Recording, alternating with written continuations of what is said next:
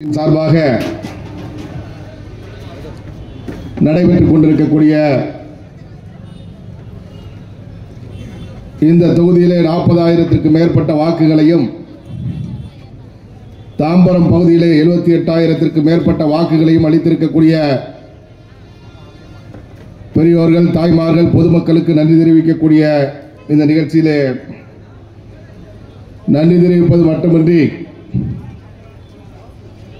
பாரத பிரதமர் நரேந்திர மோடி அவர்களுடைய அரசாங்கம் 3வது முறையாக ஆட்சி பொறுப்பேற்று தமிழர்களுக்கு பெருமை சேர்த்துக் கொண்டிருக்கக்கூடிய நம்முடைய நிதியமைச்சர் நிர்மலா சீதாராமன் அவர்கள் 7வது முறையாக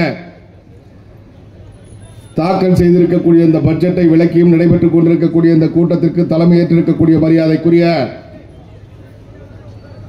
மாவட்டத்தினுடைய துணைத் தலைவர் அருமை சகோதரர் அண்ணன் நாகராஜன் அவர்களே, முன்னிலை ஏற்றிருக்கக்கூடிய தாம்பரம் மேற்கு மண்டல் தலைவர் மரியாதைக்குரிய சகோதரர் ராஜா, தமிழ்நாடு முழுவதும் நம்முடைய அரசாங்கத்தினுடைய இந்த சிறப்பான பட்ஜெட்டை விளக்கியும் இன்றைக்கு தமிழகத்திலே பாரதிய ஜனதா கட்சிக்கு 50 லட்சம் வாக்குகளை அளித்திருக்கக்கூடிய, நம்முடைய கூட்டணிக்கு 80 லட்சம் வாக்குகளை அளித்திருக்கக்கூடிய தமிழக மக்களுக்கு நன்றி தெரிவிக்கக்கூடிய கூட்டங்கள் தினந்தோறும் நடைபெற்றுக் கொண்டிருக்கின்றன. ஒரு மனிதனுக்கு மிக முக்கியமான ஒன்று நன்றி. ஏனென்று சொன்னால் இன்றைக்கு தமிழக அரசியல் வரலாற்றிலே முதல் முறையாக 11% வாக்குகளை பாரதிய ஜனதா கட்சி எட்டியிருக்கிறது. 3வது பெரிய கட்சியாக பாரதிய ஜனதா கட்சி உயர்ந்திருக்கின்றது. கடந்த காலத்திலே நோட்டா கட்சி என்று நம்மை விமர்சனம் செய்தவர்கள் எல்லாம் இன்றைக்கு வாயடைத்து போயிருக்கின்றார்கள். அது மட்டுமல்ல, தாம்பரம் போன்ற பகுதிகளிலே 40,000 வாக்குகளை வாங்கி இருக்கின்றோம் என்று சொன்னால் நிச்சயமாக நம்முடைய கட்சியினுடைய நிர்வாகிகளுக்கு, தொண்டர்களுக்கு இந்த திராவிட முன்னேற்ற கழகத்தைச் சேர்ந்த நிர்வாகிகளால, அவர்களுடைய வழிகாட்டுதல் பேரில் காவல்துறையால நம்முடைய நிர்வாகிகளுக்கு அச்சுறுத்தல்கள் ஏற்படுவதற்கான வாய்ப்பு இருக்கின்றது. ஏனென்று சொன்னால் அடுத்த கட்டத்திற்கு நாம் வந்திருக்கின்றோம். இவ்வளவு நாளாக நம்மை விமர்சித்துக் கொண்டிருந்தவர்கள், நாம் வெற்றி பெற முடியாது என்று நினைத்துக் கொண்டிருந்தவர்கள், நோட்டாவுக்கு கீழே தான் வாக்கு வாங்க முடியும் என்று நினைத்துக் கொண்டிருந்தவர்கள் இன்றைக்கு 3வது பெரிய கட்சியாக உயர்ந்திருக்கின்றோம் என்று சொன்னால் அதை ஏற்றுக்கொள்ள முடியுமா என்பதை நீங்கள் சிந்தித்து பார்க்க வேண்டும். அதை ஏற்றுக்கொள்ளவில்லை என்று சொன்னால் அவர்கள் செய்யக்கூடியது பாரதிய ஜனதா கட்சியுடைய நிர்வாகிகள் மீது பொய் வழக்கு போடுவது, அச்சுறுத்துவது, மிரட்டுவது, இதைத்தான் செய்வார்கள். எதை செய்தாலும் கூட அவற்றையெல்லாம் தவிடுபொடியாக்கி 2026 அடுத்த கட்ட இலக்கை அடைவது என்பது பாரதிய ஜனதா கட்சியுடைய நம்முடைய ஒரு தலையாய பணியாக இருக்க வேண்டும் என்று உங்களை எல்லாம் கேட்டுக்கொள்கின்றேன்.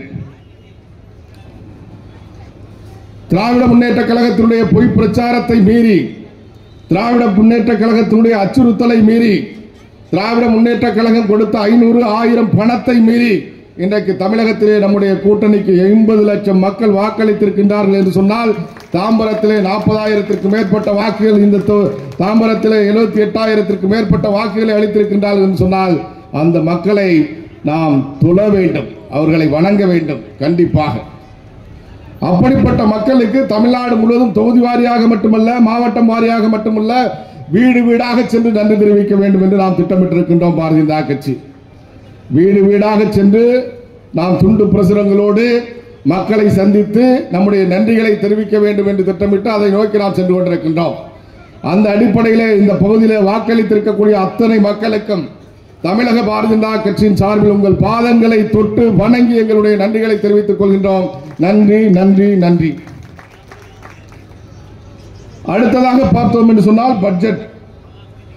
நீங்க எல்லாம் பார்த்திருப்பீங்க. கடந்த சில நாட்களுக்கு முன்பு நம்முடைய பாராளுமன்றத்திலே நம்முடைய மத்திய நிதியமைச்சர் நிர்மலா சீதாராமன் அவர்கள் பட்ஜெட் தாக்கல் செய்த உடனடியாக தமிழகத்திலே நடைபெற்ற நிகழ்வுகளை எல்லாம் நாம் பார்த்துக் கொண்டிருக்கின்றோம்.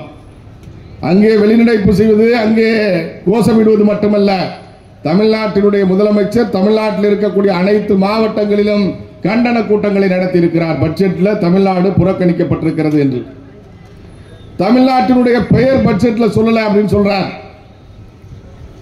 அதை பற்றி நீங்க எல்லாம் தெளிவா பார்த்திருப்பீங்க, படிச்சிருப்பீங்க. கடந்த காலங்களில், கடந்த 10 ஆண்டுகளில் காங்கிரஸ் கட்சியுடைய ஆட்சி இருந்த பொழுது 2004 14 வரை அந்த 10 ஆண்டு காலத்தில் 6 முறை தமிழகத்தினுடைய பெயர் சொல்லப்படவில்லை. அன்றைக்கு அந்த கூட்டணியிலே திராவிட முன்னேற்ற கழகம் இருந்தது. அவர்களுக்கு 11 அமைச்சர்கள் இருந்தார்கள். அப்படி அமைச்சரவையில் இருந்த பொழுது பங்கெடுத்த பொழுது தமிழகத்தினுடைய பெயரை சொல்லவில்லையே என்று ஒரு கண்டனம் கூட தெரிவிக்கவில்லை. ஏனென்று சொன்னால் அனைத்து மாநிலங்களுடைய பெயரையும் ஒரு பட்ஜெட் தாக்கலின் போது சொல்வது என்பது நடக்காத ஒன்று. இன்றைக்கு பாரதிய ஜனதா கட்சி ஆளக்கூடிய மாநிலங்கள், அது குஜராத்தாக இருக்கட்டும், மத்திய பிரதேசமாக இருக்கட்டும், உத்தரப்பிரதேசமாக இருக்கட்டும், இப்படிப்பட்ட மாநிலங்களின் பெயரை கூட பட்ஜெட் உரையிலே நம்முடைய நிதியமைச்சர் அவர்கள் சொல்லவில்லை. ஆனால் இவர் மட்டும் என்ன செய்கின்றார் என்று சொன்னால், தமிழ்நாடு முழுவதும் கண்டன கூட்டங்களை நடத்தி பாரதிய ஜனதா கட்சி தமிழ்நாட்டை புறக்கணித்து விட்டது, தமிழ்நாடு என்ற பெயரையே உச்சரிக்கவில்லை, ஏதோ நாட்டில் இருக்கக்கூடிய இந்திய நாட்டில் இருக்கக்கூடிய அனைத்து மாநிலங்களுடைய பெயரையும் உச்சரித்து விட்டதை போலவும் தமிழ்நாட்டினுடைய பெயரை மட்டுமே நிதியமைச்சர் உச்சரிக்காததை போலவோ தன்னுடைய கண்டனத்தை தெரிவிப்பது மட்டுமல்ல, நிதி ஆயோக் கூட்டத்திலே கலந்து கொள்வதையும் நான் அதை புறக்கணிக்கிறேன் என்று அறிவிப்பு கொடுத்திருக்கின்றார். கண்டன கூட்டங்கள் நடத்தி தமிழ்நாட்டு மக்கள் மத்தியில் ஏன்னு சொன்னா இப்ப வாங்கி இருக்கக்கூடிய வாக்கை பார்த்து அச்சம் வந்துருச்சு. திராவிட முன்னேற்ற கழகத்திற்கு 80 லட்சம் வாக்குகளை தமிழ்நாட்டிலே பாரதிய ஜனதா கட்சி பெற்றுவிட்டது. பாரதிய ஜனதா கட்சி தமிழ்நாட்டிற்குள் அடி வைக்க முடியாது என்று சொல்லிக் கொண்டிருந்தோமே, 80 லட்சம் மக்கள் வாக்களித்திருக்கின்றார்களே என்பதை பார்த்து ஏற்றுக்கொள்ள முடியாத திராவிட முன்னேற்ற கழகம் இந்த மக்கள் மத்தியில் 2026 தேர்தலிலே பாரதிய ஜனதா கட்சிக்கு எதிரான ஒரு மனநிலையை உருவாக்க வேண்டும் என்ற நோக்கத்தோடு இன்றைக்கு இந்த பொய்யான பிரச்சாரத்தை தமிழ்நாடு முழுவதும் செய்து கொண்டிருக்கின்றார்கள். நிதி ஆயோக் கூட்டத்தில் கலந்து கொள்ளவில்லை முதலமைச்சர். ஒரு முதலமைச்சராக இருக்கக்கூடியவர் இந்த நாட்டு மக்களுடைய பிரச்சனைகளை, தேவைகளை நிதி ஆயோக் கூட்டம் ஆண்டுக்கு ஒரு முறை நடக்கின்ற பொழுது அங்கே சென்று பிரதமரிடம் வலியுறுத்த வேண்டும், கேட்க வேண்டும், பெற்று வர வேண்டும். ஆனால் அதற்கு தகுதியற்ற ஒரு முதலமைச்சராக நம்முடைய முதலமைச்சர் இருந்து கொண்டிருக்கின்ற காரணத்தினாலே இந்த ஆண்டு மட்டுமல்ல, கடந்த ஆண்டும் செல்லவில்லை, அதற்கு முதல் ஆண்டும் செல்லவில்லை. 3 ஆண்டுகளாக அவர் ஆட்சிக்கு வந்ததற்கு பிறகு 3 கூட்டங்கள் நடைபெற்றிருக்கிறது. 3 கூட்டங்களுக்குமே நம்முடைய முதலமைச்சர் செல்லவில்லை. ஒவ்வொரு கூட்டத்திற்கும் ஒரு காரணத்தை சொல்கின்றார். ஒரு முதலமைச்சராக இருக்கக்கூடியவர் தமிழ்நாட்டினுடைய வளர்ச்சியில அக்கறை இருக்கின்றது என்று சொன்னால், தமிழ்நாட்டுக்கு மத்திய அரசாங்கத்திடமிருந்து அதிகமான நிதியை பெற்று வர வேண்டும் என்ற எண்ணம் இருக்கின்றது என்று சொன்னால், தமிழ்நாட்டு மக்களுடைய வாழ்க்கையிலே வளர்ச்சியை ஏற்படுத்த வேண்டும் என்ற ஆர்வம் இருக்கின்றது என்று சொன்னால், கூட்டத்திலே சென்று கலந்து கொண்டு தமிழ்நாட்டினுடைய தேவைகள் என்ன இருக்கின்றது, எதற்கு எந்தெந்த திட்டங்களுக்கு என்ன நிதி தேவைப்படுகிறது, அதை பிரதமர் வழங்க வேண்டும், இந்த கூட்டத்திலே முடிவு செய்ய வேண்டும் என்று அவர் வலியுறுத்தியிருக்க வேண்டும். ஆனால் கூட்டத்தை புறக்கணித்து விட்டதாக சொல்கின்றார். தமிழ்நாட்டு மக்களை ஏமாளிகளாக பார்க்கக்கூடிய கட்சி திராவிட முன்னேற்ற கழகம்.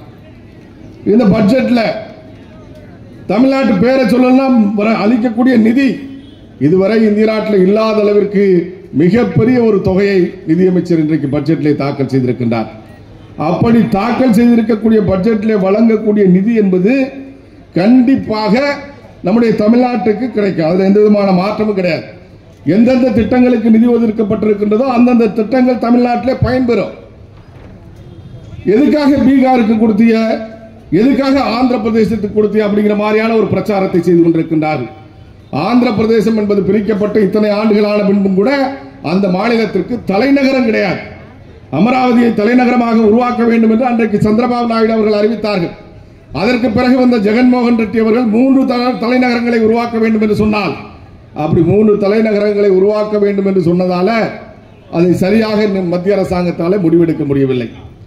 தற்பொழுது வந்திருக்கக்கூடிய முதலமைச்சர் அவர் முதலமைச்சராக இருந்த காலத்திலே அறிவித்த அமராவதியை மீண்டும் தலைநகரமாக கொண்டு வர வேண்டும், அதற்குமான நிதி வேண்டும் என்று கோரிக்கை வைக்கின்ற பொழுது அந்த நிதியை அரசாங்கம் ஒதுக்குகின்றது.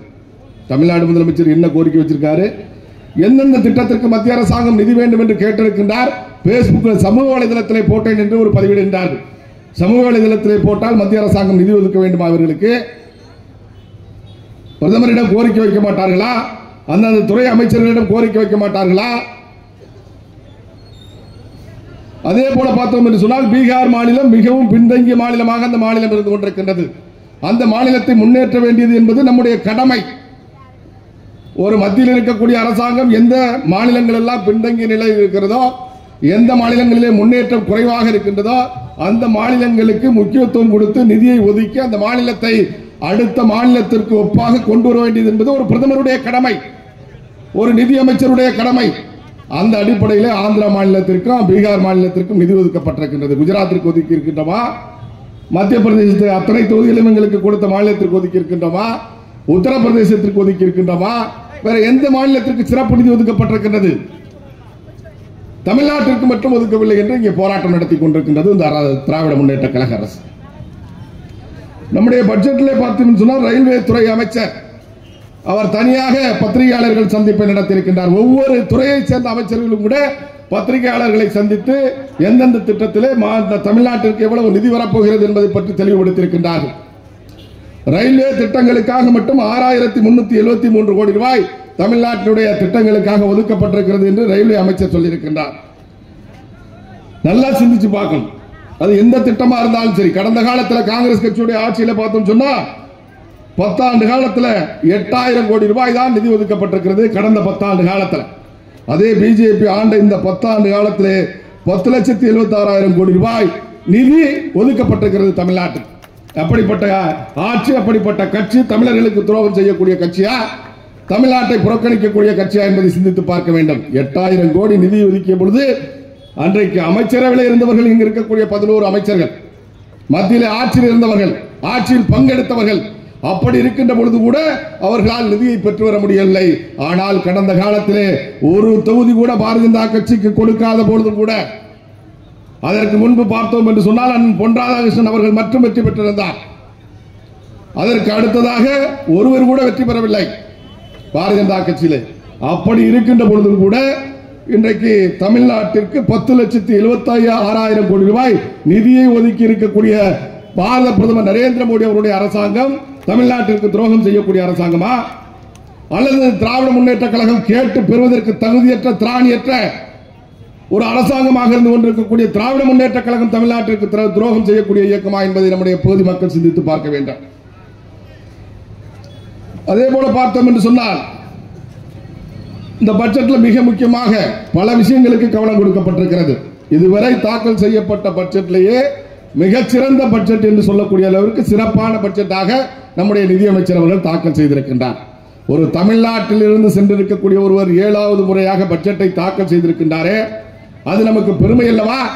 ஆனால் திராவிட முன்னேற்ற கழகம் தமிழர்கள் மேலே வருவதை எந்த காலத்திலும் ஏற்றுக்கொண்டது கிடையாது. அது நிர்மலா சீதாராமன் அவர்களாக இருந்தாலும் சரிதான், அது அப்துல் கலாம் அவர்களாக இருந்தாலும் சரிதான், ஜி.கே. மூப்பனாராக இருந்தாலும் சரிதான், ஜனாதிபதியாவதையும் ஆதரிக்கவில்லை. பிரதமராக வர வேண்டியதை வரவிடாமல் செய்தது திராவிட முன்னேற்ற கழகம். இப்பொழுது நம்முடைய நிதியமைச்சரை எந்தெந்த வகையிலெல்லாம் கேலி செய்யலாம், கிண்டல் செய்யலாம், ஊருகா மாமி என்று சொல்வது, பல வகைகளிலே கேலி செய்வது என்று தமிழ்நாட்டிற்கு கிடைத்திருக்கக்கூடிய ஒரு மிகப்பெரிய பெயரை இன்றைக்கு அசிங்கப்படுத்திக் கொண்டிருக்கக்கூடிய கட்சி திராவிட முன்னேற்ற கழகம். இந்த பட்ஜெட்டில் பார்த்தோம் சொன்னா மிக முக்கியமாக இளைஞர்களுக்கு வேலை வாய்ப்பை உருவாக்க வேண்டும் என்பதற்காக பாரதிய ஜனதா கட்சி மிகப்பெரிய கவனத்தை கொடுத்திருக்கின்றது. இன்றைக்கு இளைஞர்கள் வேலைக்கு செல்ல வேண்டும் என்று சொன்னால், மிகப்பெரிய நிறுவனங்களிலே வேலைக்கு செல்கின்றார்கள் என்று சொன்னால், இந்த பட்ஜெட்டில் 1 மாத காலத்திற்கான அவர்களுடைய ஊதியம் 1 லட்சம் ரூபாய்க்கு குறைவாக இருக்குமே. ஆனால் அந்த ஊதியத்தை 1 மாத காலத்திற்கான ஊதியத்தை அந்த கம்பெனிகளுக்கு அரசாங்கம் வழங்கும் என்று அவர்கள் வேலைக்கு அதிகமானவர்களை எடுப்பதற்காக, ஊக்கப்படுத்துவதற்காக ஒரு திட்டத்தை நம்முடைய நிதியமைச்சர் அவர்கள் அறிவித்திருக்கின்றார். காங்கிரஸ்காரன் என்ன சொல்றான்? பட்ஜெட்டு ஏமாற்றம் அளிக்கக்கூடிய பட்ஜெட்டு, பட்ஜெட்ல ஒண்ணுமே இல்லை. அதுவும் டிஆர்பி ராஜா சொல்லும்போது இந்த பட்ஜெட் ஒரு குப்பை அப்படின்னு சொல்றார். அப்படி சொல்லக்கூடிய காங்கிரஸ் கட்சி என்ன சொல்லுது? அடுத்ததா பார்த்தோம்னு சொன்னா, இளைஞர்களுக்கு வேலை வாய்ப்பு கொடுப்பதற்கான திட்டம் இது. அதே போல இளைஞர்கள் தொழில் பயிற்சியில 20 லட்சம் இளைஞர்களுக்கு தொழில் பயிற்சி கொடுப்பதற்காக அவர்கள் சேருகின்ற பொழுது 6000 ரூபாயும் மாதம் 5000 ரூபாயும் வழங்கி அவர்களை ஊக்கப்படுத்துவதற்கான திட்டத்தை அறிவித்திருக்கின்றார். அதற்கெல்லாம் என்ன சொல்றாருன்னு சொன்னா, இவர்கள் பார்த்தோம் என்று சொன்னால் இந்த பட்ஜெட்டை குப்பை பட்ஜெட் என்று சொல்கிறார்கள். இப்படி வேலை வாய்ப்பை உருவாக்க வேண்டும், இந்திய நாட்டில் இருக்கக்கூடிய இளைஞர்களுக்கு தொழில் பயிற்சியை கொடுத்து அவர்கள் வேலை தேடி செல்லக்கூடியவர்களாக அவர்களை மாற்ற வேண்டும், அத்தனை பேரும் தொழில் செய்யக்கூடியவர்களாகவும் பணியாற்றக்கூடியவர்களாகவும் மாற வேண்டும் என்பதற்காக மட்டும் இந்த அரசாங்கம் மிகப்பெரிய கவனத்தை கொடுத்திருக்கின்றது. அதுக்கான நிதியை ஒதுக்கி இருக்கின்றார்கள். அதே போல விவசாயத்துறையில மேம்பாடு எடுத்து ஏற்படுத்த வேண்டும் என்பதற்காக விவசாயம் கடந்த காலத்தில் எப்படி இருந்தது, இப்பொழுது எப்படி இருக்கிறது என்பது நமக்கு தெரியும். கடந்த காலத்தில் இப்ப எங்க பகுதியெல்லாம் முழுக்க முழுக்க விவசாயம் சார்ந்திருக்கக்கூடிய பகுதி. நான் கிராமத்துக்காரன். சொல்ல போனா இந்த திருட்டு திராவிட முன்னேற்ற கழகத்தினுடைய தலைவர் கருணாநிதியுடைய மாவட்டத்தை சேர்ந்தவன்.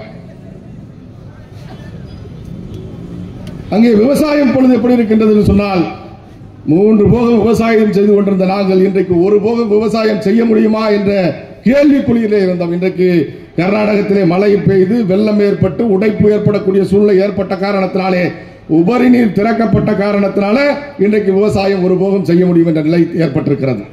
அந்த உபரி நீர் அங்கே அணைகளிலே 75% கர்நாடகத்தில் இருக்கக்கூடிய அணைகளிலே நீர் இருக்கின்றது. ஆனால் கர்நாடக அரசாங்கம் அந்த நீரை திறந்து விடுவதற்கு மறுக்கின்றது. ஒரு சொட்டு தண்ணீர் கூட கொடுக்க மாட்டோம் என்கின்றார்கள். அதை கேட்டு பெறுவதற்கு இவர்களுடைய கூட்டணி ஆட்சி அங்கே இருக்கின்றது. கர்நாடகத்திலே அந்த கட்சி வெற்றி பெற வேண்டும் என்பதற்காக வாக்கு கேட்டவர் இந்த முதலமைச்சர். அப்படிப்பட்ட முதலமைச்சர் கர்நாடகத்தில் இருக்கக்கூடிய அரசாங்கத்திடம் தமிழ்நாட்டுக்கு கொடுக்க வேண்டிய நீர் ஒன்றும் இலவசமா கேட்கல, பிச்சை கேட்கல.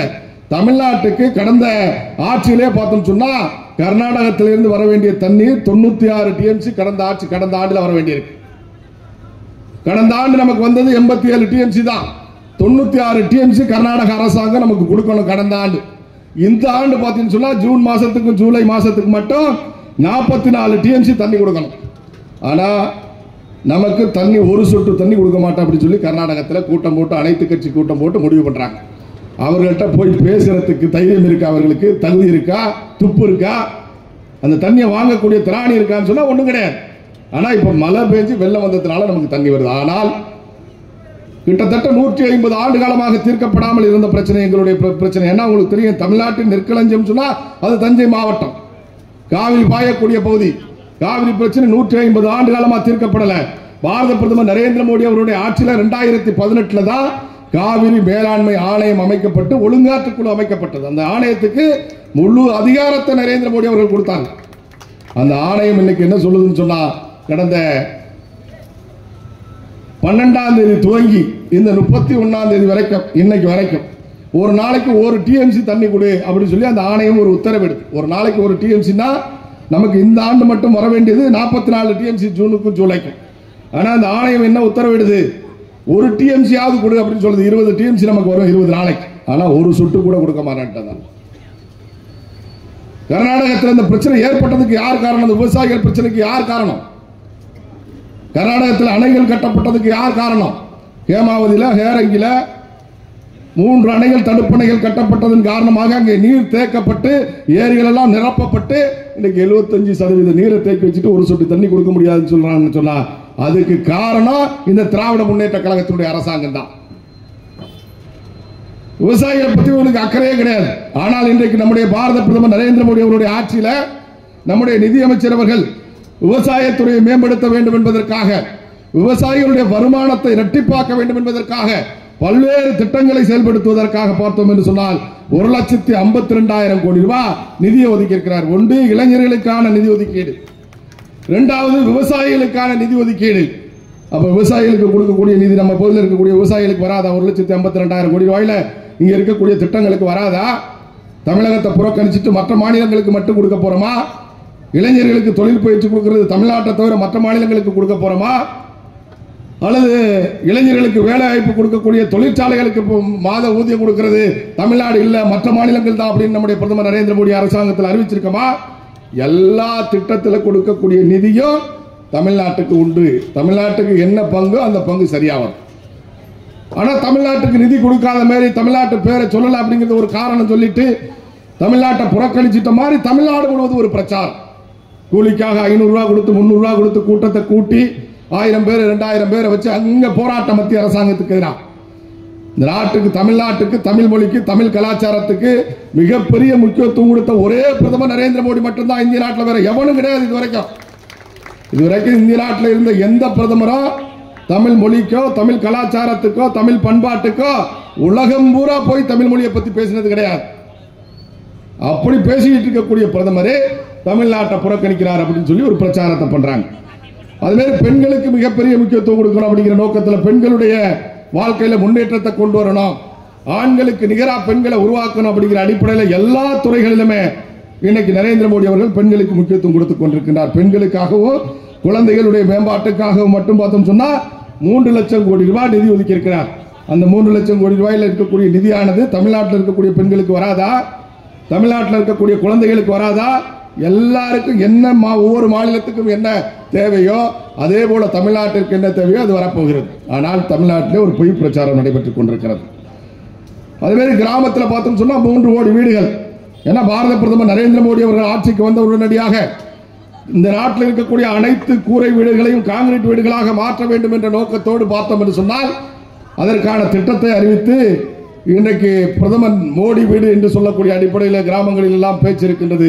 அந்த மோடி வீடு 3 கோடி வீடுகளை மேலும் கட்டி கொடுப்பதற்காக இந்த பட்ஜெட்டில் அறிவித்திருக்கிறார்கள். அது தமிழ்நாட்டுக்கு வராதா? நகர்ப்புறங்களிலே 1 லட்சம் வீடு 1 கோடி வீடுகளை கட்டி கொடுக்க வேண்டும் என்று திட்டமிட்டிருக்கிறார் இந்த பட்ஜெட்டில். நகர்ப்புறங்களிலே ஒரு வீடு 10 லட்சம் ரூபாய் இத்திட்டத்திலே 1 கோடி வீடுகளை கட்டி கொடுப்பதற்கான நிதியை ஒதுக்கி இருக்கின்றார்கள். அதிலே நகர்ப்புறத்தில் தமிழ்நாட்டுக்கு அந்த நிதி வராதா? கண்டிப்பாக வரும். அது வீடு கட்டக்கூடிய திட்டமாக இருந்தாலும் சரிதான், உள்கட்டமைப்பை மேம்படுத்துவதற்காக பார்த்தோம் என்று சொன்னால் உள்கட்டமைப்பு சாலைகள் பாலங்கள் போன்ற உள்கட்டமைப்பை மேம்படுத்துவதற்காக மட்டும் பார்த்தோம் என்று சொன்னால் 11,11,111 கோடி ரூபாய் நிதி ஒதுக்கப்பட்டிருக்கிறது. அந்த நிதி நம்ம பகுதியில் சாலை வராதா? நம்ம பகுதியில் பாலங்கள் கட்ட மாட்டார்களா? ஒதுக்கக்கூடிய நிதி என்பது தமிழ்நாட்டினுடைய பயன்பாட்டிற்கு கண்டிப்பாக வருவதில் எந்த விதமான மாற்றமும் கிடையாது. இதுவரை இந்திய நாட்டில் வரலாற்றில் இல்லாத அளவிற்கு நிதி ஒதுக்கீடு செய்யப்பட்டிருக்கிறது பட்ஜெட்ல. எப்படி அந்த அளவிற்கு இந்த நாடு பொருளாதாரத்திலே முன்னேறி இருக்கிறது? அதற்கு காரணம் யார் என்பதை நாம் சிந்தித்து பார்க்க வேண்டும். ஊரக வளர்ச்சிக்காக, கிராமப்புறங்களினுடைய முன்னேற்றத்திற்காக 2,66,000 கோடி ரூபாய் நிதி ஒதுக்கப்பட்டிருக்கிறது. அது கிராமத்தில் தமிழ்நாட்டில் இருக்கக்கூடிய கிராமங்களுக்கு கிடையாதா? இன்னைக்கு உள்ளாட்சி நடக்கிறது என்று சொன்னால் ஊராட்சி மன்ற தலைவராக இருக்கக்கூடியவர்களுக்கு தெரியும். உள்ளாட்சி இன்றைக்கு நடந்து கொண்டிருக்கின்றது, செயல்பட்டுக் கொண்டிருக்கின்றது என்று சொன்னால் உள்ளாட்சிக்கு வரக்கூடிய நிதிகள் அனைத்துமே இன்றைக்கு மத்திய அரசாங்கத்தினுடைய நிதியிலிருந்து தான் வந்து கொண்டிருக்கிறது. மாநில அரசாங்கத்தினுடைய நிதி என்பது கண்துடைப்புக்காக மட்டும் வழங்கப்பட்டுக் கொண்டிருக்கிறதே தவிர இன்றைக்கு மத்திய அரசாங்கத்தினுடைய நிதி இல்லை என்று சொன்னால் எந்த உள்ளாட்சியும் செயல்படக்கூடிய உள்ளாட்சியாக இருக்காது. அத்தனை உள்ளாட்சி பிரதிநிதிகளும் ஊரை விட்டு வெளியில போயிருக்கணும். ஏன்னா மக்கள் கோவப்படுவாங்க. ஓட்டு போட்ட மக்கள், நீ ரோடு போடல, நீ டாய்லெட் கட்டி கொடுக்கல, நீ வீடு கட்டி கொடுக்கல, நீ தண்ணி கொடுக்கல அப்படின்னு சொன்னா மக்கள் கோபத்துக்கு ஆளாக வேண்டி இருக்கும். ஆனா இன்றைக்கு அதற்கு தேவையான நிதியை கொடுத்து கொண்டிருக்கக்கூடியது மத்திய அரசாங்கம் தான் என்பதை நாம் சிந்தித்து பார்க்க வேண்டும். கடந்த காலத்திலே பார்த்தோம் என்று சொன்னால் தமிழ்நாட்டில் முத்ரா கடன் வாங்கியவர்களே மிக அதிக எண்ணிக்கை தமிழ்நாடு. இந்த ஆண்டு பட்ஜெட்ல பார்த்தோம் சொன்னா 10 லட்சம் ரூபாய் வரைக்கும் கடந்த காலத்திலே முத்ரா திட்டத்தின் மூலமாக கடன் பெறலாம் என்று அரசாங்கம் அறிவித்திருந்தது. 50,000 ரூபாய் தொடங்கி 5 லட்சம் 5 லட்சம் 10 லட்சம் இப்படி 3 திட்டங்கள் அறிவித்திருந்தார்கள். 50,000, 5 லட்சம், 10 லட்சம். இப்போ நம்முடைய பிரதமர் நரேந்திர மோடி அவருடைய ஆட்சியில் நம்முடைய நிதியமைச்சர் அவர்கள் இந்த முறை 20 லட்சம் ரூபாய் வரை முத்ரா திட்டத்தின் மூலமாக ஏழை எளிய மக்களுக்கு தொழில் செய்வதற்கு, இந்த போல காய்கறி கடை நடத்துவதற்கு, இந்த மாதிரி சின்ன சின்ன பெட்டி கடைகள் நடத்துவதற்கு, பூக்கடைகள் நடத்துவதற்கு, இட்லி கடை நடத்துவதற்கு எல்லாவற்றிற்கும் முத்ரா கடன் கொடுத்துக் கொண்டிருக்கிற அரசாங்கம் 20 லட்சம் ரூபாயாக நரேந்திர மோடி அவர்களுடைய அரசாங்கம் அதை உயர்த்தி இருக்கின்றார். நல்லா சிந்திச்சு பார்க்கணும். மக்கள் உயர்கல்வி கற்க வேண்டும் என்று ஆர்வத்தோடு இருக்கக்கூடிய மாணவர்களுக்கு 10 லட்சம் ரூபாய் வரை கடன் கொடுப்பதற்கான திட்டத்தை அறிவித்திருக்கின்றது இந்த அரசாங்கம் இந்த பட்ஜெட்ல. அதே மாதிரி சோலார் மூலமாக மின் உற்பத்தி செய்யக்கூடியவர்களுக்கு 300 யூனிட் மின்சாரம் இலவசமாக வழங்கப்படும் என்று அறிவித்திருக்கின்றார். நீங்க மின்சார கட்டணம் உயர்ந்தது பார்த்திருப்பீங்க. மின்சார கட்டணம் இப்ப உயர்ந்து நம்ம கூட போராட்டம் நடத்தலாம் எல்லா இடங்கள்லையும். கடந்த காலத்தில் பார்த்தோம் சொன்னா தேர்தலுக்கு முன்பு திராவிட முன்னேற்ற கழகம் என்ன சொன்னுச்சு? மாதம் ஒரு தடவை மின்சார கட்டணம் கணக்கெடுக்கப்படும். மாதம் ஒரு கூட கணக்கெடுத்தால் சாதாரண ஏழை குடும்பத்துக்கு மாதத்துக்கு 500 ரூபாய் மிச்சப்படும் அப்படின்னு சொன்னாங்க திராவிட முன்னேற்ற கழகம். அப்படி சொல்லிதான் மக்கள்கிட்ட வாக்கு கேட்டு வெற்றி பெற்றாங்க. ஆனா வெற்றி பெற்றதுக்கு பிறகு மாதம் ஒரு முறை மின் கட்டணம் கணக்கெடுக்கப்படுதா?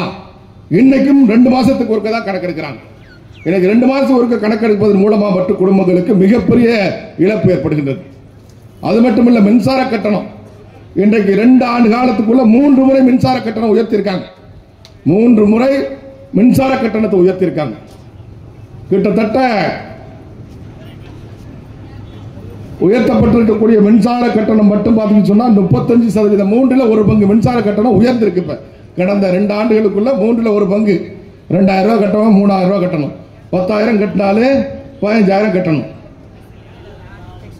இந்த மாதிரி மின்சார கட்டணம் உயர்ந்திருக்கு. சரி, காரணம் என்னன்னு கேட்டா மத்திய அரசாங்கம் மின்சார கட்டணத்தை உயர்த்த சொல்லுதுன்னு சொல்லி இந்த திராவிட முன்னேற்ற கழகத்துடைய அரசாங்கம் சொல்லுது. மத்திய அரசாங்கம் எங்கேயாவது மின்சார கட்டணத்தை உயர்த்துங்க அப்படின்னு சொல்லி மக்கள் தலையில வைங்கன்னு சொல்லி ஜீவோட கொடுத்திருக்காங்களான்னு சொன்னா கிடையாது.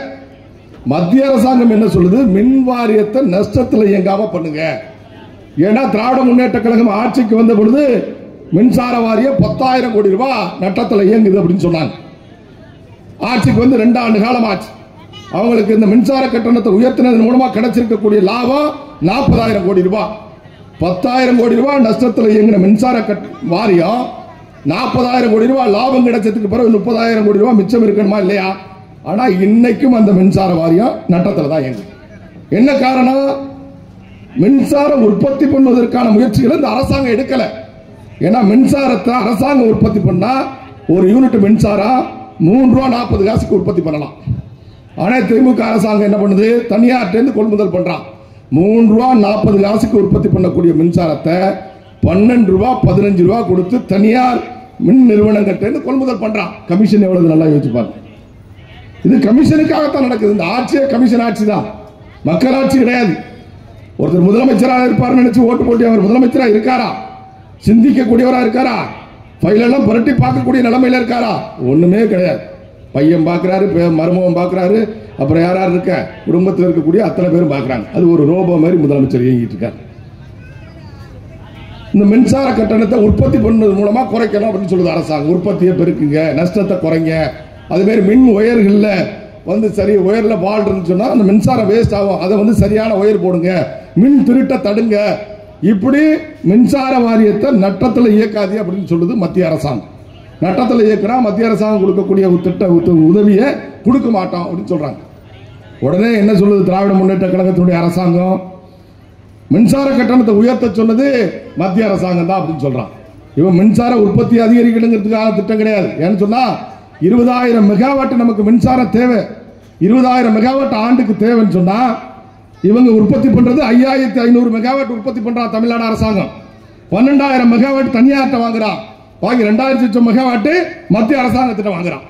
தனியார்ட்ட வாங்குறது 12 ரூபாய்க்கு வாங்குறான், 15 ரூபாய்க்கு வாங்குறான். அவன் வாங்குறது 6 ரூபாயா இருக்கும், ஆனா பில்லு போடுறது 12 ரூபாயா இருக்கும். அப்படித்தான் இருக்கும்.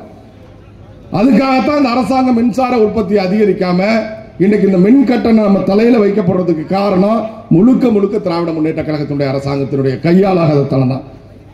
ஆனா அந்த மாதிரி இருக்கக்கூடிய மக்களுக்கு சோலார் போடுவதன் மூலமா ஊக்கப்படுத்துறார் நம்முடைய பிரதமர். சோலாருக்கு மானியம் கொடுக்கிறோம்.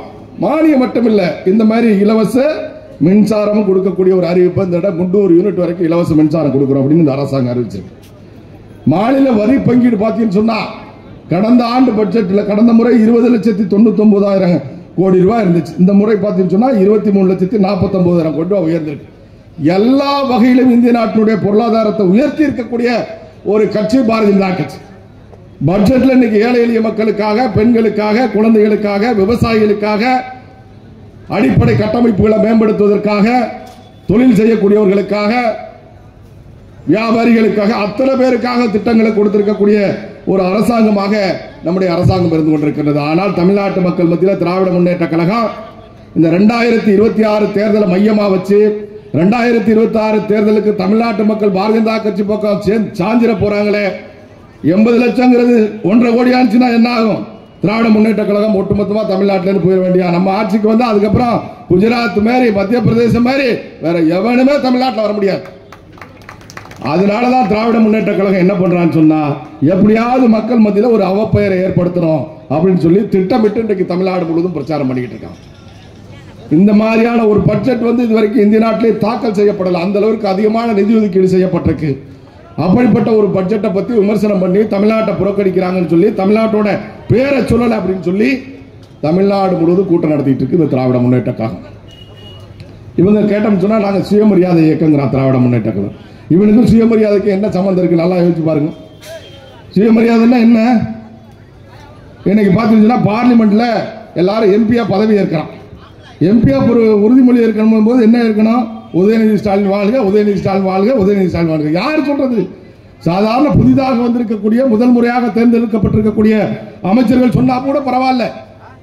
மிக நீண்ட கால அரசியல் அனுபவம் மிக்க பாட்டனோட அரசியல் பண்ணி, அப்பனோட அரசியல் பண்ணி, இப்ப பிள்ளைக்கு சால்ராடிக்கிறான போய் பாராளுமன்றத்தில் பார்த்தீங்கன்னு சொன்னா உதயநிதி ஸ்டாலின் வாழ்க, உதயநிதி ஸ்டாலின் வாழ்க அப்படின்னு கோஷம் போடக்கூடிய ஒரு கட்சியா இந்த திராவிட முன்னேற்ற கழகம் மாறி. இன்னொரு அமைச்சர் சொல்றார், நான் இன்ப நிதியோடும் பணியாற்றுவேன்கிறார். எவ்வளவு கேவலமான விஷயம் பாருங்க. கலைஞரோட அமைச்சராக இருந்து ஆட்சி நடத்தினவரு, அதுக்கப்புறம் இருக்கக்கூடிய ரோபோவோட இருந்து ஆட்சி நடத்தக்கூடியவர், அதுக்கு அடுத்ததான் வரக்கூடிய உதயநிதி ஸ்டாலினோடையும் இருந்து அவர் அமைச்சராக இருந்துட்டு அதுக்கப்புறம் இன்பநிதி முதலமைச்சராகி இது எப்படிப்பட்ட அடிமை கூட்டம் அப்படிங்கிறத பார்க்கணும் மக்கள். இவனை மாதிரி அடிமை எங்கேயாவது பார்த்துருப்போமா? பாட்டனுக்கு பிறகு அப்பனுக்கு பிறகு பிள்ளைக்கு பிறகு பேரன், இன்பநிதி கிட்டையும் நான் அமைச்சராக இருந்து வேலை பார்க்க ஆசைப்படுறேன்னு ஒரு அமைச்சர் சொல்றாரு. இந்த மாதிரி ஒரு அரசாங்கம் சுயமரியாதை இருக்கா? சுயமரியாதை பத்தி பேசுறாங்க. எமர்ஜென்சி காலத்தில் உங்களை தூக்கி போட்டு மிதிச்சது யாரு? உங்களை எமர்ஜென்சியில கொண்டு போய் வச்சு மிதிச்சு துவச்சு எடுத்தாங்க இல்லையா? அந்த கட்சியோட தான் இன்னைக்கு கூட்டணி வச்சிருக்கான். கேட்டா சுயமரியாதை இயக்கம் இந்த இயக்கம் அப்படிங்கிறான். சமூக நீதியை பத்தி பேசுறான். சமூக நீதி கடந்த 1.5 ஆண்டு காலம் ஆச்சு. புதுக்கோட்டை மாவட்டத்தில் வேங்கவயல் சொல்லக்கூடிய ஒரு கிராமத்தில் குடிநீர் தொட்டில மலங்கலந்தாங்க. மலங்கலந்ததை கண்டுபிடிக்கிறதுக்கு இந்த அரசாங்கத்துக்கு 1.5 வருஷ காலம் ஆயிருக்கு. ஆனா அரசாங்கத்தால கண்டுபிடிக்க முடியலையா? காவல்துறையால கண்டுபிடிக்க முடியலன்னு சொன்னா ஒரே வாரத்துக்குள்ள அந்த குற்றவாளி யாருன்னு கண்டுபிடிச்சிருக்க முடியும். நான் அன்னைக்கே போய் பார்த்துட்டு அப்பயே பேட்டி கொடுத்துட்டேன். என்ன நடந்திருக்கு என்ன அப்படிங்கிறத பத்திரிகையாளருக்கு மத்தியில் சந்திச்சு சொல்லியிருக்கு. யாரு குற்றவாளின்னு எங்களுக்கு தெரியும், காவல்துறைக்கு தெரியாதா? யாரு மலம் கலந்தன்னு எங்களுக்கு தெரியும், அரசாங்கத்துக்கு தெரியாதா?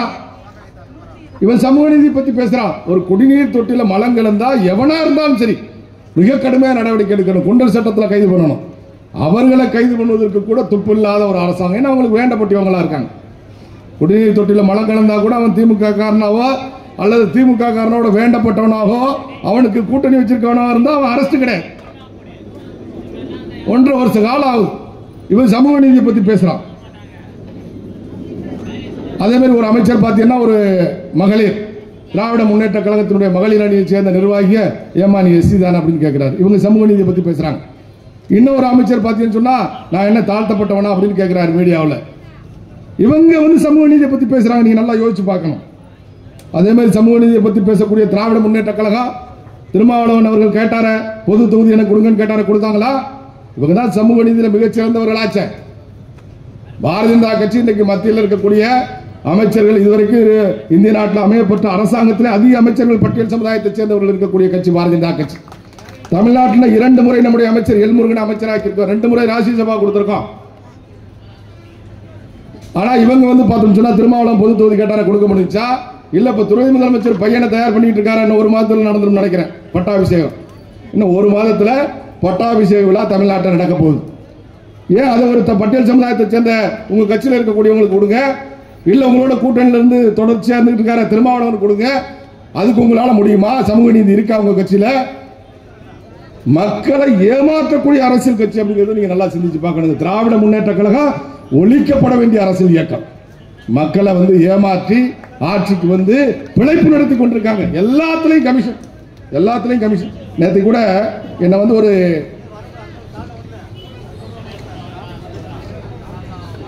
நேற்றுக்கு ஒரு எங்களுடைய பகுதியில் இருக்கக்கூடிய ஒரு தொழிற்சங்கத்தை சேர்ந்தவங்க சந்திச்சாங்க. அவங்க சொல்லி இருக்கக்கூடிய விஷயத்தை நான் சொல்றேன்.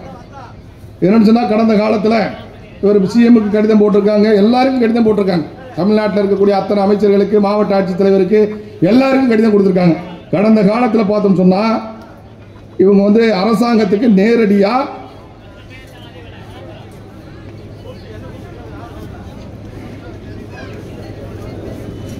இந்த உணவுப் பொருட்கள் ஏற்றி கொண்டு போய் இறக்கிறதுக்காக ஒரு ரேட்டை பிக்ஸ் பண்றான். உணவுத்துறை அமைச்சருக்கு கீழே வருது சக்கரபாணி அப்படின்னு சொல்லக்கூடிய அமைச்சர், தென் மாவட்டத்தை சேர்ந்த அமைச்சர். அவருக்கு கீழே இந்த துறை வருது. கடந்த காலத்தில் அரசாங்கம் 330 ரூபா 9 கிலோமீட்டருக்கு 8 கிலோமீட்டருக்கு 330 ரூபா சார்ஜ் போடுறான் வண்டிக்கு, லாரிக்கு. அதை ஏற்றுறது, லோடு ஏற்றுறது, இறக்குறது, கொண்டு போய் இறக்குறது எல்லாத்துக்கும் சேர்த்து. ஆனால் இப்போ என்ன பண்ணுறான்னு சொன்னால் ஒரு தனியார் ஒப்பந்ததாரர் கந்தசாமி அப்படின்னு சொல்லக்கூடியவர்கிட்ட 598 ரூபாய்க்கு அரசாங்கம் கொடுத்துருக்கான். எப்படி இப்போ அங்கே இருக்கக்கூடிய அசோசியேஷனை சேர்ந்தவங்க 330 ரூபாய்க்கு ஓட்டுறதுக்கு தயாராக இருக்காங்க. அவங்க ஒப்பந்த புள்ளி கொடுத்துருக்காங்க 330 ரூபாய்க்கு நாங்கள் ஓட்டுறோம்னு சொல்லி. கடந்த காலங்களில் இத்தனை ஆண்டு காலமாக எடப்பாடி ஆட்சியில் கூட அவங்க தான் வண்டி வாகனங்கள் வச்சு ஓட்டிட்டு இருந்தாங்க. ஆனால் இப்போ பார்த்தோம்னு சொன்னால் 598 ரூபா, 330க்கு 598க்கு எவ்வளவு? 598 ரூபாய்க்கு இந்த அரசாங்கம் கொடுத்துருக்கு அந்த நம்ம அரிசி கொண்டு போய் இறக்கிறதுக்கான ஒப்பந்தத்தை. இது நுகர்பொருள் வாணிப கழகத்தின் ஒப்பந்ததாரர் கந்தசாமிங்கிறவரை நியமிச்சிருக்காங்க. இதன் மூலமா தமிழ்நாடு அரசாங்கத்துக்கு இழப்பு என்ன கொடுத்திருக்காங்கன்னு சொன்னா தஞ்சாவூர் மாவட்டத்தில் மட்டும் மாதம் ஒன்றுக்கு சுமார் 175 கோடி ரூபாய் அரசாங்கத்துக்கு இழப்பு. தஞ்சாவூர் மாவட்டத்தில் மட்டும் நான் சொல்றது. அதே தமிழ்நாடு அளவில் பார்த்தீங்கன்னு சொன்னா ஒரு ஆண்டுக்கு தமிழ்நாடு முழுவதும் 6500 கோடி ரூபாய் அரசாங்கத்துக்கு இழப்பு. எப்படி 6500 கோடி ரூபாய் இழப்பு அப்படின்னு கொடுத்திருக்காங்க. இது சிஎம்க்கு கொடுத்திருக்காங்க. நாங்க ஓட்டுறோம் 6000 ரூபாய் உங்களுக்கு கம்மியா ஓட்டுறோம்னு கொடுத்திருக்காங்க.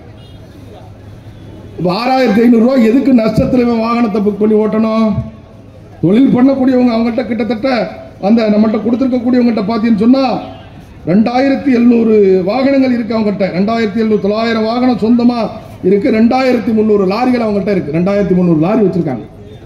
தமிழ்நாடு பூரா அவங்க தான் கொண்டு போய் இறக்குறது ஏற்றுறது. அதுக்கப்புறம் ஒரு கிலோமீட்டருக்கு வளர்ந்து எக்ஸ்ட்ரா போட்டுட்டு இருப்பாங்க. எல்லாத்துலயுமே கூட இப்ப அப்ப இந்த மாதிரி 6500 கோடி ரூபாய் இழப்புக்கு ஒரு ஒப்பந்தத்தை போட்டிருக்கான்னு சொன்னா அதுல எப்படி திராவிட முன்னேற்ற கழகத்துக்கு ஒரு 3000 கோடி ரூபாய் கமிஷன் இருக்கும். அரிசி ஏத்தனா கமிஷன், மின்சாரம் உற்பத்தி பண்ணி பிரைவேட்ல எடுத்தா கமிஷன்.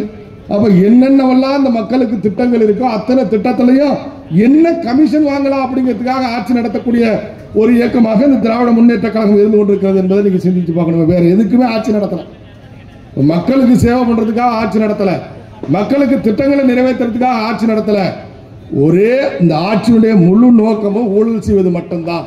மக்கள் பணத்தை எப்படி கொள்ளையடிக்கலாம், கொள்ளையடிச்ச பணத்தை எப்படி ஓட்டு கொடுக்கலாம், திரும்ப எப்படி வெற்றி பெறலாம், இதுக்காக மட்டும்தான் இந்த கட்சி ஆட்சி நடத்திட்டு இருக்கு. சட்டம் ஒழுங்கு எப்படி இருக்கு? சந்தி சிரிக்குது உங்களுக்கு தெரியும். சட்டம் ஒழுங்கு நீங்க பார்த்துக்கிட்டு இருக்க இதுவரைக்கும் தமிழ்நாட்டில் இல்லாத அளவிற்கு அரசியல் கட்சி தலைவர்கள் அங்கங்க இப்ப கூட பிஜேபி சேர்ந்த ஒருத்தர் நம்முடைய சிவகங்கை மாவட்டத்தில் கொல்லப்பட்டார்.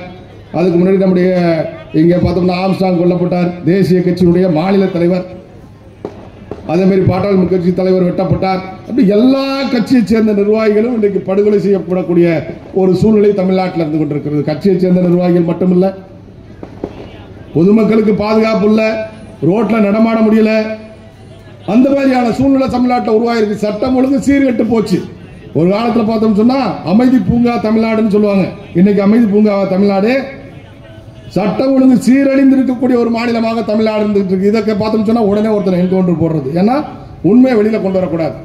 இந்த கொலை எதுக்காக நடந்துச்சு, என்ன காரணத்துக்காக நடந்துச்சு, யாரு பண்ணுன அப்படிங்கிற உண்மை வெளியில வரக்கூடாது அப்படிங்கிறதுக்காகவே தானா ஆஜரான ஒரு ஆளை கொண்டு போய் உடனடியா என்கவுண்டர் பண்றது. இப்படிப்பட்ட ஒரு அரசாங்கமாக இந்த அரசாங்கம் இருந்துகிட்டு இருக்கு. இன்னைக்கு பார்த்தோம்னா நடக்கக்கூடிய கொலைகள், அமைச்சர் என்ன சொல்றாரு, முன்விரோத கொலைகளுக்கு நாங்க என்ன பண்ண முடியும் அப்படிங்கிறார். அப்புறம் எதுக்கு காவல்துறை, எதுக்கு அரசாங்கம்? முன்விரோதம் இருக்கவங்க பூரா கொலை பண்ணானா என்ன ஆகும்? நாட்டில் இருக்கக்கூடிய 50 லட்சம் பேருக்கு எப்படி முன்விரோதம் இருக்கும்? 50 லட்சம் பேருக்கு கொலை பண்ணிட்டு போலாமா? அரசாங்கம் தலையிடாதா? காவல்துறை தலையிடாதா?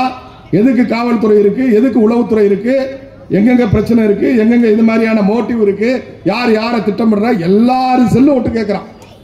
யாரும் எதுவும் பேச முடியாது. பொண்டாட்டி புருஷன் எதுவும் பேச முடியாது, புருஷன் பொண்டாட்டி எதுவும் பேச முடியாது. எல்லாரும் செல்லு விட்டு கேட்கிறான்.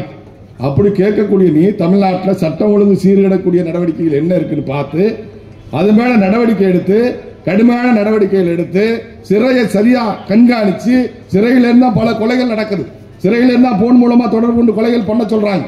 அப்ப சிறையை கண்காணிச்சு உடனடியா நீதிமன்றத்துக்கு வழக்க கொண்டு வந்து தீர்ப்பு கொடுத்து சிறையில போட்டா குற்றம் குறையுமா? அதை விட்டுட்டு முன்விரோத கொலைக்கு நாங்க என்ன பண்ண முடியும்? அரசியல்வாதிகள் அதான் நடவடிக்கை எடுத்துட்டோம். அடுத்த அமைச்சர் எப்படி இருக்காங்க பாருங்க. அமைச்சர்லாம் ஒரு அமைச்சர் முன்விரோதத்தினால நடக்கிற கொலைக்கு நாங்க என்ன பண்ண முடியுங்கிறாரு. இன்னொரு அமைச்சர் அதான் நடவடிக்கை எடுத்துட்டோம் அப்படிங்கிறாரு. படுகொலைகள் நிறைய நடக்குது. தினசரி ஒரு நாளைக்கு 5 கொலைகள் நடக்குது தமிழ்நாட்டில். கிட்டத்தட்ட தினசரி பார்த்தோம் சொன்னா ஒரு நாளைக்கு 5 பத்திரிகையில தொலைக்காட்சியில பாருங்க. காலையில ஒன்று, 1 மணி நேரம் சொல்லு, 1 மணி நேரம் சொல்லு, அப்படி போட்டுக்கிட்டே இருக்கான். அப்போ அந்த கொலைகளை தடுக்கிறதுக்கு நாங்கள் கடுமையான நடவடிக்கைகள் எடுப்போம். உளவுத்துறையை சரியா பயன்படுத்துவோம், காவல்துறையை சரியாக பயன்படுத்துவோம், காவல்துறைக்கு சுதந்திரம் கொடுப்போம். காவல்துறைக்கு சுதந்திரம் கொடுக்கறதே கிடையாது. என்னன்னு சொன்னா கஞ்சா விற்கிறவன் பிடிபட்டானா உடனே யார் போன் அடிக்கிறது? அங்க இருக்கக்கூடிய மாவட்ட செயலர் போன் அடிச்சு ஐயா ஏழியா விட்டு அப்படிங்கிறது. அப்புறம் பிரவுன் சுகர் விற்கிறவன் வந்தா என்ன பண்றது? அடுத்த அமைச்சர் போன் அடிக்கிறது. அந்தந்த ரேட்டுக்கு தகுந்த மாதிரி கள்ளச்சாராயம் வித்தா ஒன்றிய செயலாளர், கள்ளச்சாராயம் வித்தா நகர செயலாளர், கஞ்சா வித்தா மாவட்ட செயலாளர், பிரவுன் சுகர் வித்தா அமைச்சர், அதுக்கு மேல ஜாபர் சாதிக்கு மேரி வித்தா அவங்க குடும்பத்தை சேர்ந்தவங்க. இப்படி ஒவ்வொருத்தரும் காவல்துறையை கட்டுப்பாட்டுக்குள்ள கொண்டு வந்து நடவடிக்கை எடுக்க முடியாம கையை கட்டி போட்டா, எனக்கு ஒரு காவல்துறை அதிகாரி சொல்றார், ஒரு மாவட்டத்தில் இருந்தார். அந்த மாவட்டத்தில் இருந்த அந்த ஆளுங்கட்சியோட ஆதிக்கம், அவங்களுடைய டார்ச்சர் 50% தான் இருந்துச்சு. ஆனா நான் இப்போ இந்த மாவட்டத்துக்கு வந்துட்டேன்னு 99% நாங்க எதுவுமே முடிவெடுக்க முடியல, எப்படியாவது இருந்து டிரான்ஸ்பர் வாங்கிட்டு போறோம் அப்படிங்கிறார் ஒரு காவல்துறை அதிகாரி. இதான் இன்னைக்கு இருக்கக்கூடிய நிலைமை. காவல்துறை செயல்படுற திராவிட முன்னேற்ற கழகம் இப்படிப்பட்ட ஒரு ஆட்சி நம்ம தமிழ்நாட்டில் நடந்துகிட்டு இருக்கு அப்படிங்கிறத நம்ம யோசிச்சு பார்க்கணும். இந்த ஆட்சி தேவையா நமக்கு? கள்ளச்சாராய மரணங்களை நம்ம கண்கூடா பார்த்துட்டு இருக்கோம். 67க்கு மேற்பட்டவர்கள் உயிரிழந்திருக்காங்க. இன்னைக்கு கள்ள கடத்தலை பார்த்துட்டு இருக்கோம். இங்க ஜாபர் சாதிக்கு ராமநாதபுரத்தில் அவர் பேர் என்னென்ன, ராமநாதபுரத்தில் ஒருத்தர், அவர் இளைஞரணி பொறுப்பை சேர்ந்தவர். எல்லா திராவிட முன்னேற்ற கழகத்தினுடைய கட்சி பொறுப்புல பணியாற்றக்கூடியவர்கள் இன்றைக்கு கள்ளக்கடத்தல்காரர்களாக மாறி இருக்கின்றார்கள். அது இங்க இப்படிப்பட்டவரோட பார்த்தீங்கன்னா அவருடைய குடும்பத்தை சேர்ந்தவங்க எல்லாரும் இருக்கும். முதலமைச்சர் இருக்கா, முதலமைச்சர் மனைவி இருக்கா, முதலமைச்சர் பையன் இருக்கா, முதலமைச்சர் மருமகன் இருக்கா, அத்தனை பேரும் இருக்கா. எந்த நேரம்னாலும் அந்த கடத்தல்காரன் போய் அவங்களை சந்திக்கலாம். அப்படிப்பட்ட செல்வாக்கோடு இருந்த ஒருத்தன் இன்னைக்கு மிகப்பெரிய கடத்தல் பண்ணியிருக்கான். பலாயிரக்கணக்கான கோடிகள் போதைப் பொருட்களை கடத்திருக்கான் அப்படின்னு சொல்லலாம். போதைப் பொருட்கள் வந்தால் நாட்டில் என்ன நடக்கும்? எதுக்காக நம்முடைய நரேந்திர மோடி அவர்கள் கருப்பு பண ஒழிப்பு நடவடிக்கை எடுத்தார்? நல்லா சொல்லுங்க. எதுக்காக எடுத்தாரு? 2024 ஒழிக்கணும். எதுக்கு தேவை? கருப்பு பணம் போலுங்கன்னா கருப்பு பணத்தை பயங்கரவாதிகள் பயன்படுத்துறதுக்கு வாய்ப்பு இருக்கு. பயங்கரவாதம் வளரும், தீவிரவாதம் வளரும். அதை கண்ட்ரோல் கொண்டு வரணும்னு சொன்னா உடனே நம்ம இந்த மாதிரியான பண மதிப்பிழப்பு நடவடிக்கை எடுக்கணும்னு சொல்லி தான் பிரதமர் பண்ணார். இன்னைக்கு இந்த மாதிரி கள்ள கடத்தல் வந்துச்சுன்னு சொன்னா, பிரவுன் சுகர் கடத்துறது, கஞ்சா கடத்துறது, சாராயம் கடத்துறது, அவின் கடத்துறது, இப்படி என்னென்ன போதைப் பொருட்கள் இருக்கா பார்த்தீங்கன்னா, கஞ்சாவை வந்து லிக்விடா கடத்துறாங்களா இலங்கையில். ஒரு பாட்டில் போட்டு தலைவலி மருந்து மாதிரி, தலைவலி தைலம் மாதிரி கஞ்சாவை வந்து தண்ணியாக்கி கடத்துறாங்களா. என்னென்னவெல்லாம் இருக்க கடத்திட்டு இருக்காங்க. அதில் எங்களுடைய பகுதி கொஞ்சம் அதிகம். சென்னையில் விற்பனை ஏரியா, அது கடத்தல் ஏரியா. இங்கே விற்பனை ஏரியா, எங்க பகுதி கடற்கரை ஓரம் பூரா கடத்தல் ஏரியா. அப்ப இந்த மாதிரி கடத்தல் நடந்துச்சுன்னா என்ன நடக்குங்கிறத நீங்க யோசிங்க. பணம் வந்து கணக்கில் வராம நிறைய கருப்பு பணம் வரும். கணக்கில் எப்படி கொண்டு வருவாங்க? பிளாக் மணியா தான் வரும். அப்போ பிளாக் மணியா வரும்போது இது நிறைய கடத்துறவங்க பூரா யாருன்னு உங்களுக்கு தெரியுது, பார்த்துக்கிட்டே இருக்கீங்க. யாரும் வேற ஆள் கிடையாது. திமுக சேர்ந்த கிட்டத்தட்ட சிறுபான்மை அணி பொறுப்பாளர்கள் தான் படுத்துறாங்க. அப்போ இது பயங்கரவாதிகளுக்கு போகக்கூடிய வாய்ப்பு இருக்கு. ஒரு வகையில் அந்த வகையில் நமக்கு பாதிப்பு. ரெண்டாவது வகை பார்த்தீங்கன்னு சொன்னா, இந்த நாட்டில் இருக்கக்கூடிய மிக முக்கியமான நமக்கு இருக்கக்கூடிய இந்த நாட்டினுடைய வளர்ச்சிக்கு, பொருளாதார முன்னேற்றத்துக்கு காரணமே இந்திய நாட்டில் இருக்கக்கூடிய இளைஞர்கள் திறமையானவர்களாகவும் செயல்படக்கூடியவராகவும் சுறுசுறுப்பானவர்களாகவும் இருக்காங்க அப்படிங்கிறது தான் காரணம். இந்த இளைஞர்களை போதைக்கு அடிமையாக்கி வச்சுன்னு சொன்னால், நீ கூட நேற்றுக்கு முந்தா நாள் பார்த்துருக்க ஒரு 17 வயசு பையன் பார்த்தீங்களா சோசியல் மீடியாவில், கஞ்சா போட்டான்னு சொல்லி ஒரு சின்ன பையனை போட்டு அது கத்தியால் அடிக்கிறான்னு சொல்கிறான். என்ன, ஒரு 17 வயசு பையன் பள்ளிக்கூடத்தில் படிக்கக்கூடிய பையனுக்கு கஞ்சா கிடைக்குது, பிரவுன் சுகர் கிடைக்குது. இது இப்போ கடத்துல வந்து என்னது மெத்தபெட்டமைன், அது எல்லாம் வந்தாச்சு தமிழ்நாட்டில். என்னென்ன போதைப் பொருள் உலகத்தில் இருக்கோ அத்தனை போதைப் பொருளும் இன்னைக்கு தமிழ்நாட்டுக்குள்ள வந்தாச்சு. அப்போ பயங்கரவாதம் அதிகரிக்கிறதுக்கு வாய்ப்பு இருக்கு. அதை நீங்க சிந்திச்சு பார்க்கணும்.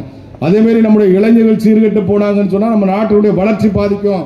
நம்முடைய இளைஞர்கள் போதைக்கு அடிமையானாங்கன்னு சொன்னா நம்ம நாட்டினுடைய வளர்ச்சி பாதிக்கும், இளைஞர் வளம் பாதிக்கும், முன்னேற்றம் பாதிக்கும். இது உலக நாடுகளுடைய சதியா கூட இருக்கும். இந்த சதிக்கு திராவிட முன்னேற்ற கழகம் உடந்தையா இருக்கான்னு தெரியல நமக்கு. ஏன்னா அவங்களுடைய குடும்பத்தை சேர்ந்தவங்க நிறைய தொடர்புல இருக்காங்க.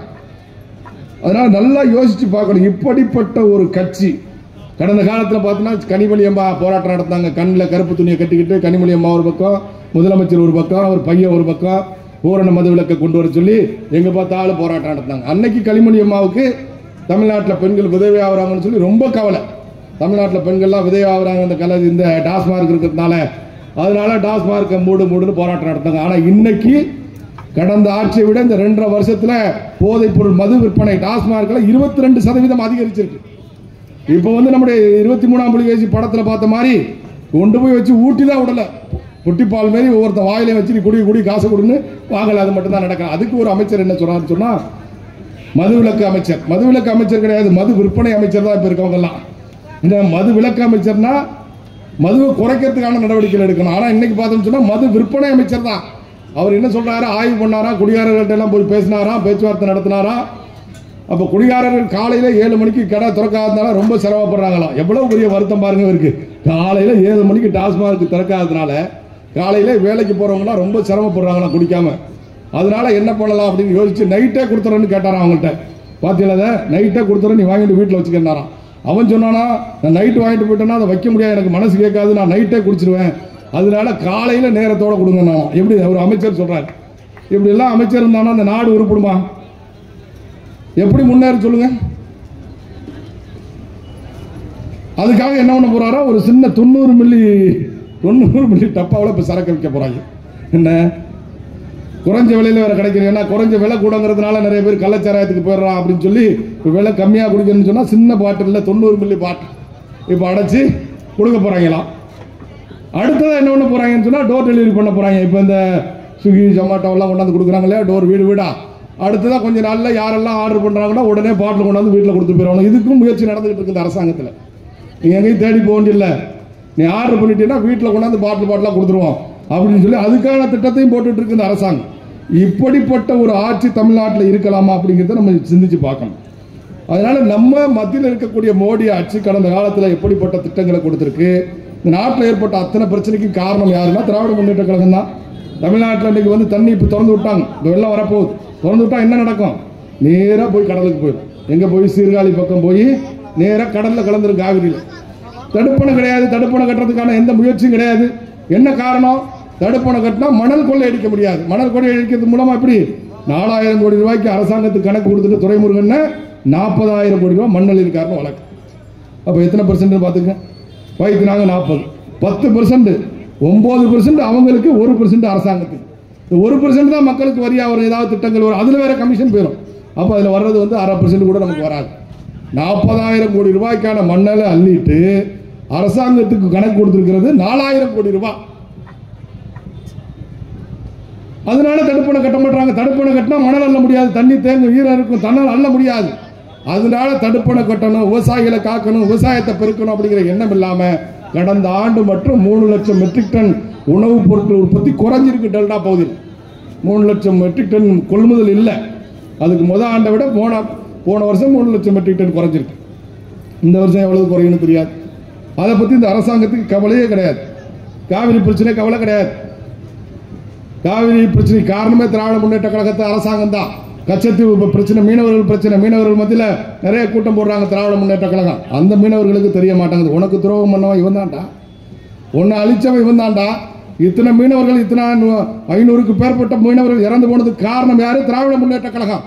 கச்சத்தீவு தாரை வார்க்கப்பட்டது அன்னைக்கு வேடிக்கை பார்த்துட்டு இருந்தாங்க. காங்கிரஸ் கட்சியோட கூட்டல் இருந்த கட்சி அன்னைக்கு. எத்தனை ஊழல் நடந்திருக்குங்கிறது உங்களுக்கு தெரியும். எத்தனை அமைச்சர்கள் மேல ஊழல் குற்றச்சாட்டு இருக்குங்கிறது தெரியும். ஒருத்தர் 1.5 வருஷமா, கிட்டத்தட்ட 1.5 வருஷம் ஆக போது உள்ள இருக்காரு. சரக்கு வித்து தான் உள்ள போனாரு. அடுத்தது இப்ப புட்டி பாட்டில் போடுறாரு. அவர் எப்ப உள்ள போறாருன்னு தெரியல. ஏற்கனவே வித்த 10 ரூபா பாலாஜின்னு பேர் எடுத்தவர் 1.5 வருஷ காலமா உள்ள இருக்காரு. இப்போ இதுக்கு என்ன பால்? டெட்ரா பாக்கெட்டா? இது என்ன சொல்லுவாங்க அந்த பாட்டுக்கு? டெட்ரா பாட்டில் நம்ம சின்னதா டெட்ரா, அந்த பாட்டில் வைக்கிறவர் அடுத்ததான் போறாரு. எத்தனை அமைச்சர்கள் ஊழல்வாதிகளா இருக்காங்க தெரியும் உங்களுக்கு. செந்தில் பாலாஜி உள்ள இருக்காரு. இன்னும் கொஞ்ச நாள்ல நம்ம ராஜா அண்ணனும் கனிமொழிக்காக ஜோடியா திரும்ப ஜெயிலுக்கு போயிடுவாங்க. ஏன்னா அந்த வழக்கு நடந்துகிட்டு இருக்கு, திரும்ப போயிடுவாங்க. பொன்முடி என்ன மேல உங்களுக்கு தெரியும், ஊழல் குற்றச்சாட்டு இருந்து சிறைக்கு போயிட்டு இப்போ வந்திருக்கிறாரு. திரும்ப இப்போ சொத்துக்கள் எல்லாம் முடக்கிருக்காங்க. அண்ணன் துரைமுருகன் 4,000 கோடி ரூபாய்க்கு மண் எடுத்துட்டு 40,000 கோடிக்கு எடுத்துட்டு 4,000 கோடி கணக்கு காட்டியிருக்காரு. ஜெகத் ரட்சகன் மேல ஏற்கனவே வழக்கு இருக்கு. இந்த அரசாங்கத்தில் இருக்கக்கூடிய எந்த அமைச்சராவது ஒருத்தன் தூய்மையானவன், நான் மக்களுக்காக சேவை பண்றேன், ஒத்த பைசா மக்கள் பணத்தை நான் எடுத்ததில்லை, கொள்ளையடிச்சதில்லை, கமிஷன் வாங்கினதில்லை, ஒரே ஒரு ஆள் இருந்தாருங்க மதுரையில், நிதியமைச்சராக இருந்தவர். அவரை ஓரம் கட்டி விட்டாங்க. ஏன்னா அந்த மாதிரி ஆளெல்லாம் இவங்களுக்கு சரிபடாது.